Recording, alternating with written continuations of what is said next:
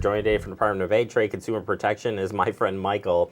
I laugh because I may have forgot his name on that time. Anyway, Michael is back, and today we're going to be talking about something that I think a lot of people don't think about, junk mail. And I see this, I'm looking at this, and there's some things in here that I'm like, oh. Mm-hmm. So what is DATCP up to here, trying to let us know about junk mail? Well, we just want to let everyone know that there is something you can do about all the junk mail that you get. You know, it's one of those things that unfortunately is a necessary burden that comes with receiving mail. And we get some of the things we got or that we want, we get some that we don't want. And there's this interesting statistic that said that we spend 8 hours of our lives opening mail every single year. No kidding. No kidding. That's pretty incredible, because if you think about it, it used to be all like, you know, comes in the mail, physically came in the mail, and then all of a sudden you go to this digital platform, and now people are like, oh, I don't know if I want to. And then you get the stuff in the mail, and you're like, I don't know if I want to. I don't know. Well, I agree. If you don't have the actual postcard or some type of single-sided mailer where you just look at it, you're like, all right, I'll glance at it. But most people, if they get the envelope, they're going to be curious, they're going to open it, then you're going to look at it, and all that starts to add up. But most of the time, if you don't recognize who's on that envelope and you're looking at it, it's probably a waste of the time anyways. But I will say at the same time, there is a value in opening some of that to make sure that you're not, that you haven't potentially fallen victim to a scam. You know, we spend so much time talking about identity theft and all these scams that are perpetrated. Well, sometimes junk mail can be an indicator that you may have been victimized, because all of a sudden you're starting to get these credit card notices or some of the other things that you signed up for, and you realize I never did that. So even though we want to provide some opportunities for consumers to minimize or to limit the number of pieces of mail that they get that they didn't either solicit or is just outright junk, we still want to make sure they understand what they can use that junk mail for to their benefit.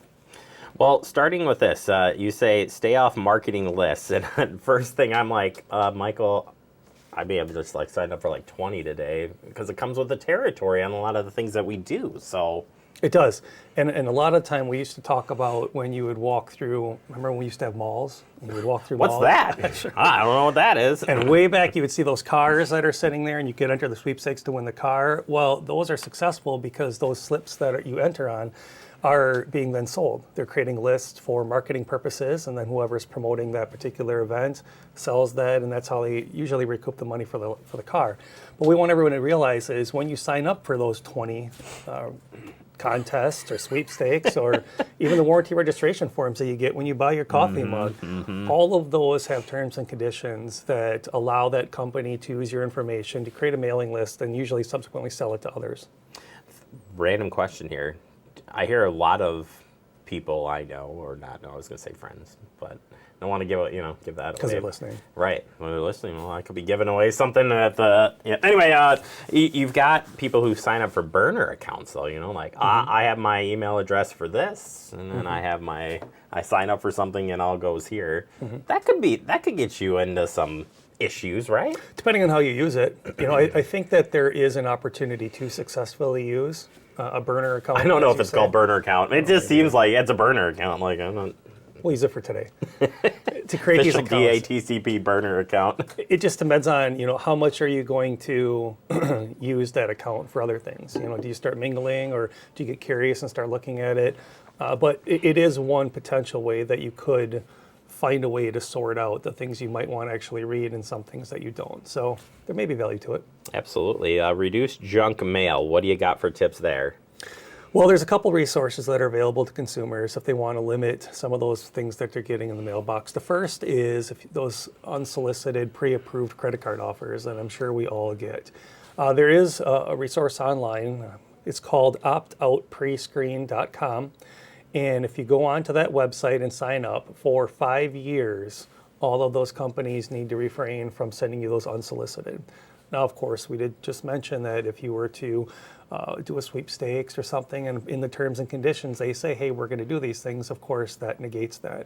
But just outright unsolicited, that's one resource.